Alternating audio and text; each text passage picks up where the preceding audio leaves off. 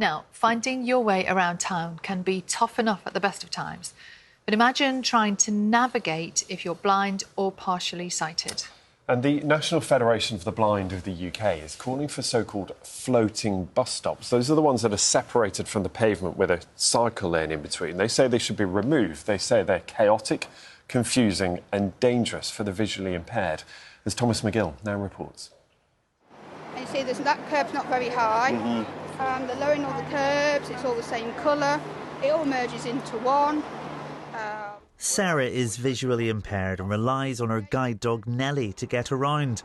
But since this so-called shared space was introduced outside Leicester train station, separating the footpath from the bus stop by a cycle lane, Nellie has become disorientated, leaving Sarah feeling vulnerable and unable to use some of the city's public transport.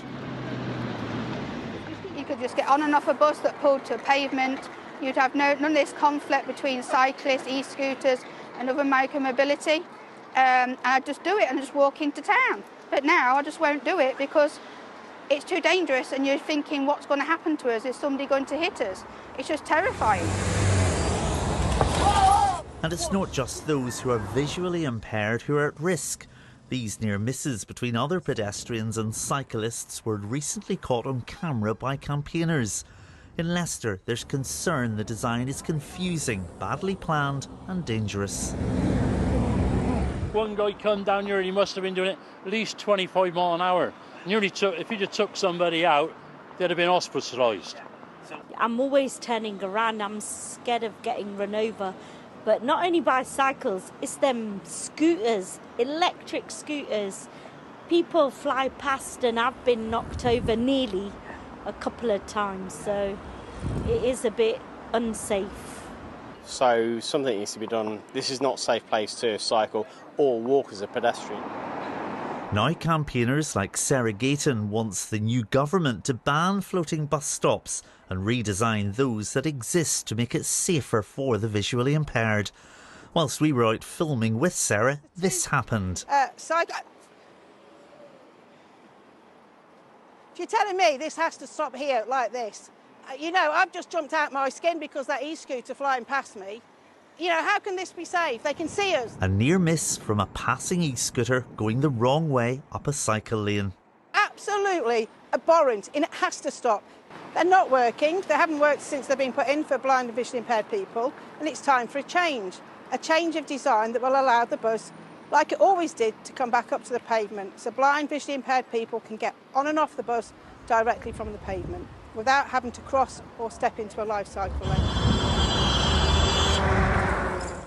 Well, these floating bus stops and the segregated cycleways have been designed to improve safety for cyclists by separating them from all other vehicles. Now, widely welcomed by those who use them, some have concerns about their design.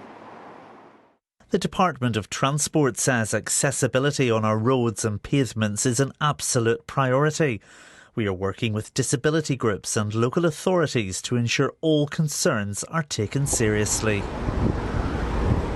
Sarah McMonagle cycles to work every day in London and says her journey is now much safer since segregated cycle lanes were introduced. She would like to see more in other towns and cities, but says it's important they are designed in accordance with the guidance. I must go through maybe 6, 7, 8 floating bus stops on my way to work, and I think they're a great innovation. They mean that you don't have to kind of mix with the traffic when you're on the same route as a bus. There's actually pretty good guidance in place for how they should be designed, but unfortunately we're not always seeing that guidance adhered to. So for Cycling UK, we really want to see better compliance and make sure that we are actually designing bus stops in a way that keeps cyclists safe, but also keep pedestrians safe, particularly visually impaired people. More of this likely in the future. Sarah is hoping a petition recently handed into the government will bring an end to these shared spaces so her and Nellie can get their independence back. Thomas McGill, BBC News.